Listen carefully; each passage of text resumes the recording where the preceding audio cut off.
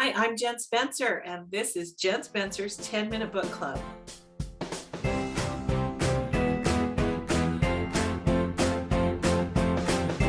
Hi, everybody. I'm Jen Spencer. Thank you so much for being here today. We have an amazing, talented author who I am so excited to introduce you to. Her name is Vanessa Riley, and she writes Regencies and historicals, and you're going to love hearing about the sweeping, epic nature of her romances and where she gets her ideas. It's really great. As always, if you ask a question or leave a comment in the comment section below, you will be entered to win a copy of Vanessa's book, A Duke, a Lady, and a Baby. And she's going to tell us a little bit about it and the series that it belongs to. You'll also be entered to win a copy of one of my books, Dandelion Meadows, which is a small town, hilarious romance. And Dandelion Meadows is a town in Idaho that is populated by a lot of quirky characters. I hope you check it out. Now I'm so excited to introduce Vanessa Riley. Vanessa, thank you so much for being here today. Well, thank you for having me. I am really excited for the readers to get to know you and for me to get to know you. Tell us a little bit about yourself and maybe how you got into writing. And let's see. I've always enjoyed writing. I am a girl from Aiken, small town called Aiken, South Carolina. We're famous for a nuclear power plant and Refrigerator Perry. Okay. Chicago Bears back in the day. Those are two really good things to be famous for. I remember Refrigerator Perry because when the Bears won the Super Bowl, we lived in the Chicago area. So it was just everywhere. It was everywhere. But you know, from an early age, my mom always stressed literature and reading. So she had us reading, you know, all kind of things, Tchaikovsky and Hemingway and Shakespeare, and I really gravitated towards history in school. So I've always been a fan of Western civilization and whatnot. And then I was reading Jane Austen, and you know, everybody knows Pride and Prejudice, and you know, some folks know Emma, and then you get to Persuasion, and by the time you get to Mansfield Park, you're like, wait a minute, this is not only someone who's writing about relationships, she's slipping politics into this. She's talking about the word that no one seems to be, or no one, if you go back and look now with a critical eye, you can see people are talking about enslavement because it was always there. It was a thing. You couldn't drink tea. You couldn't have sugar in your coffee. You couldn't have coffee if it wasn't for the fact of enslavement. And so by the time you get to her very last work, Sanditon, the wealthiest woman in the book is a mulatto woman from the West Indies. And I was like, I've been found. That's why I like all this stuff. Oh, and you know, so I have to take a little detour here. Sanditon, I read, there's someone who has finished that book. Have you read the finished book? I have not read the finished one, but I do know there's a mini series. And have you seen that? Yes, I watched that, and I'm hoping they do better for the next season. Me too. It ended so bad. I'm like, okay, this is not how Jane Austen would have ended up, but okay. Yes. Yes. And I'm sorry, don't do Charlotte like that. Give her somebody really cool, not someone who's going to get her in trouble. Give her somebody really cool, okay? That's all I'm asking for. You know, I don't ask for much, but just give her somebody really cool. I agree. Not the guy she has right now that they keep throwing at her. No. We almost do Jane a disservice, but you know, she's not really doing that badly because everybody keeps remaking her movies, so I can't feel sorry for her. But we forget she was a contemporary writer, and she wrote about the things that she saw. And so for me, I always wanted to know, was Miss Lamb real? Was this just an author being progressive because, you know, there's abolitionist ties in her family? Or was it, as she often did, write about people she saw? There is a real Mr. Darcy out there. she changed the name for it to protect the innocent. But there's a real man out there who was her Darcy. Yeah. So the more you learn about her family, that her father and godfather and friends, etc., had plantations in Antigua. You know that plantations, that's enslavement during that particular time frame. So the fact that mixed race children were coming from the islands for education in England, Scotland, and Ireland, there's probably a Miss Lamb. So she's writing the world she sees. Mm-hmm. And that is seeing people of color with power and agency and money is something that's not typically seen in this in books, but it was there and it existed, and more stories need to be told so we could see a wider lens of history. Yeah, I love that. So is that how you got into writing? Yes. We've taken a really long detour. We took a long detour. So I've always loved writing, and that particular time frame, I love those time frames. But when I was in school, I was good at writing. I was also good at math. And my mother famously told me, baby, you always need to be able to pay your bills. So I chose the math route because there were very few Black women that I saw having full careers in writing. So I went the math route, and she was absolutely right. I have a doctorate from Stanford University. You can pay your bills with math. You do. Well, now there's something else we have in common, because I have a bachelor's degree in math. And it's just, and it really helped because I have 6 kids. It really helped when they needed help with math in high school, but I haven't really used it since. But I'm really glad I got it. It made me feel like, yeah, I'm kind of smart, I don't know.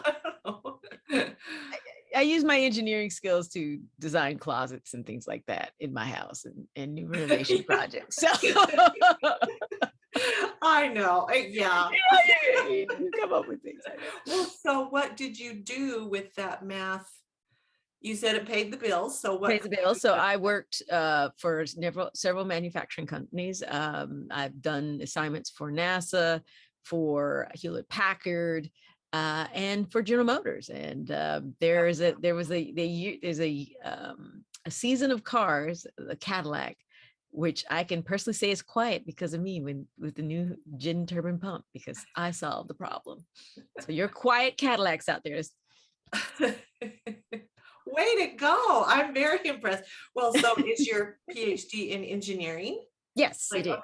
Okay. So what kind of engineering is that? Mechanical engineering. I have a PhD in mechanical engineering with an emphasis in materials. Oh, good.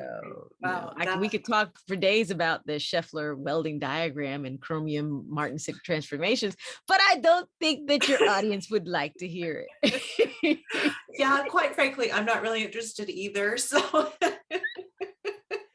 if I ever whiffle on in a book about metals, then okay, she snapped. She went back to the right side. She went back to her roots. Well, so how did you get into writing then? Because that's quite a detour. Yeah, writing scientific papers was just not as fulfilling, and so I still kept kind of twiddling around. But when I was pregnant with my daughter, it was a difficult pregnancy. And I literally had to sit down and do nothing for 4 months. Okay, that's a torture unto itself. So I'm sitting there, can't do anything. And my husband brings down these boxes for me to organize. And one of them had some of my old journals from high school. And I was looking at the story and I was like, I could do that better now. That was high school. I've got degrees behind me. I could do better. And I literally rewrote that story 125 times. Got it, whipped it right into shape 125 times later. Yes. But that was my very first book, Madeline's Protector. But say it again. Yeah, it was my very first book, Madeline's Protector. Madeline's Protector. Wow. And so how many? And so then, you're not engineering anymore. I have a software firm. We do small projects here and there. Oh wow. So you're writing. It's not really on the side, I would think. Not anymore. Writing is now pretty much the thing that I do. The engineering software company now is kind of on the side, and writing is now the primary thing I do. Oh, that's great. Wow. Wow. That's just so neat. There's just a million different ways when I talk to people, a million different ways that they got into writing and they've made amazing careers. And I just think that's so amazing. I'm so impressed. Well, tell me about your writing career. How many books do you have? I know we share a publisher for my Amish books. Kensington. I don't know if they're your only publisher, but They're not. I'm promiscuous that way. might as well. So, yeah, I'm probably at 21, 24 something odd books. It gets hard to count because things are written but not out, and Yes. so I just say they're old enough to drink now. But my very first book, Madeline's Protector, was traditionally published by a small press. But as I began to write more of the history, showing more diversity in my work, it got a little hard. Publishing Really? wasn't ready for that. Hmm. And I firmly believe that it's no longer a case of can she or can she not write? Can she or can she not finish a book? It's can they market this book so that publishing is a business. If they're not able to market and address a market, they can't reach a market. So there's no reason to contract this book. So I was saying that people want to see these very diverse stories set in the Regency, Georgian era. I put my money where my mouth is. So I started doing indie publishing. And I indie published a couple series, The Bargain, the Challenge of the Soul series. And then traditional publishing started knocking again. It's like, hey, Vanessa, we see you got something going on over here. Would you like to publish with us? And I took a chance with Entangled Publishing. They published, it was called the Advertisements for Love series, because I found this newspaper clipping that showed women actually writing the London Morning Post circa 1803, saying they want to get married. So they would say, woman of esteem looking for man of such and such situation, object matrimony. And I was like, that's how women who had, knew they wanted to get married, but weren't exactly the ones who'd be going to all Mac and the fanciest balls. That's how they would do it. So I had a series done with this. Oh, and I was love that. and so it was the first time I got national recognition for some of my books. So NPR, Entertainment Weekly, Washington Post started reviewing my books, and we started getting more notice and whatnot. Well, I'm honored that you would come on my book club. Just gotta say, thank you so much. Thank you. But yeah, then Kensington, we did it where the final book in the series is coming out this year. It's the Rogues and Remarkable Women series, where you take 3 Men and a Baby and mash it up with First Wives Club and set it in the Regency. And that's this whole series of men with children and women trying to get their children back or trying to figure out things. It's the Widow's Grace. It's a secret society. And so we have women scaling buildings, everything, all the fun, crazy things that happen. So are all of your protagonists, can't say the word, people of color? Does it kind of just vary with each book? It varies with each, but predominantly the women are Black women or women of color. Okay.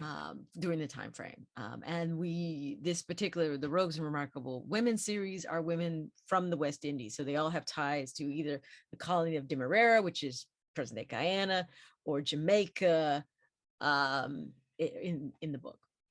In prior series, they were some were mixed race from the streets of London. Well, I had one American, my only American ever. She was enslaved, but when she was the gift in the bargain. Precious Jewel was enslaved, but once she came to England and lived there, she was freed. And her story of discovering what life needs to be for her, what her goals are, what she wants out of life, are in the Bargain series. And you end up in fabulous Port Elizabeth, South Africa in that one. So that's Wow, they all sound amazing. Well, so are they more lighthearted or are they more, because some of your titles, like the one I read, the Earl, the Girl, and the Baby or something, yes. are they more lighthearted or are they more serious? Well, you see what happened was, they they're emotional reads. They are emotional reads, but I have a sense of humor, and so the sense of humor comes out. And I believe in romance. You're coming for the hope. You're coming for the joy, and so you see that. But these are characters in situations that speak to what's going on. So in Duke, the Lady, and the Baby, you have Patience, who has absolutely no patience. Her son, because her son, she's from Demerara. She married a man because she was grieving her mother's death. Gets taken from the colony, comes to England, cold, dreary England, from beautiful, warm, sunny Demerara. She makes adjustments because she believes she loves this man, but he's suffering depression. He allegedly commits suicide. Her son inherits everything, her baby son, which is the baby in the book, because he was the only male child of her husband. He's got the house, he's got everything. So whoever has custody of the child has custody of the fortune. Ooh. So the evil uncle, because there's always an evil uncle, has Patience put away in Bedlam. He sets up a situation, makes it look like she's crazy, and the widow's grace breaks her out. And so she has to masquerade as the nanny in order to be with her son. Mm. So, and the new true guardian, which is the Duke of Repington, is he's a man's man. He's straight off the battlefield. He has a severe war injury. We always talk about the wars and Napoleon in these books, but many people forget there were so many injured veterans coming back, trying to figure out what their lives look like. So he's lost a leg, and he's got to figure out, he was this man's man, and now he's sometimes dependent on other people. He's still got pain from the battlefield. What is his life, going to be like? And he's the guardian of this precious little baby, and this is his second chance of figuring out and doing things. But unfortunately, he's a military man, so he tries to put the baby on a schedule. And then he's got things like crawling practice, at 0800 hours, and the baby is 3 months old. He's not going to crawl, buddy. I'm sorry. So you get these you get somewhat the real life situations, because I love bringing true history into the stories. Yeah. But at the same time, you've got to see joy. So you see the joy, you see the successes, but you see the foolishness of pride, different types of pride, from a mother's pride in her son, but yet not being able to say, this is my son, because she's masquerading as a nanny in the household. And then this man who you can tell cares for this baby, but he doesn't know what he's doing, and he's a commander. How do you tell a commander, no, that's not the way to raise this baby? So you get all these dynamics and everything. So you get lots of humor. It is emotional. There may be times where you feel the longing, or you are sad because something has happened. And I want to put you in the headspace of these characters, so you're going to feel these different experiences. So that is characteristics of my romance. So you get history, you get sweeping romance, you get emotions and humor and joy. I love that. Well, and it's really true. Even in like my Amish romances, they're kindler and gentler, kindler, is that that's kinder and gentler. But you still, I think it was Orson Scott Card who said, a story does not start until something bad happens. And so you do have to have that conflict. But the definition of a romance is it ends happy, right? So Exactly. but yeah, that's how I feel too. You know, I and my books are actually, I rely heavily on humor in my books, but I think that's so important. You know, people, that's what people read romance for, right? They want, Exactly. they want something happy, and like you said, hope is really, that's really good. Yeah. And the thing is, you know, people, they're, you know, women, you can read women if you want to, not necessarily have a happily ever. There's women's fiction. There's historical fiction. Right, There's exactly. But when you come for a romance, you want the fields, you want that. And so I believe in taking all of that, but yet putting in this history that is so vibrant, that explains, you know, why things are today. Oh yeah, I love that. I love that. Well, okay, our time is way up, but I wanted to ask you a couple of questions. What is your favorite romantic movie, or one of your favorites? Oh, one of my favorite romantic movies would be While You Were Sleeping. I think that is just absolutely I adorable. love that. We watched that just this last December, and I hadn't watched it for probably 10-15 years, but I love that one too. Sandra Bullock. Oh, she's so good. Okay, last question. You're stuck on a desert island. Would you rather have a lifetime supply of chocolate or toilet paper? Chocolate. Chocolate. Okay. We'll figure something out. The fibrous plants on this island. Yeah. Well, Vanessa, it's been just wonderful talking to you. Thank you so much for being here. I hope you have a great day, and everybody go out and buy that book. Buy all of her books. They sound, because we've got this year we've got the third in the series. So you had A Duke, the Lady and the Baby, an Earl, the Girl and the Toddler, and this one is A Duke, the Spy, and Artist in a Lie. That comes out in March. So this is, now tell me the series again. That's the Rogues and Remarkable Women series. That's with Kensington. Remarkable Women. Okay. In July is my second historical fiction. The first was Island Queen. The next one is Sister Mother Warrior. It's the untold story of the two women who shaped the Haitian Revolution. And then in August, back Kensington, we have my first historical mystery, Lady Worthing's Mysteries, Murder in Westminster. Oh, wow. So great. Okay. That's why I'm always on copy edits.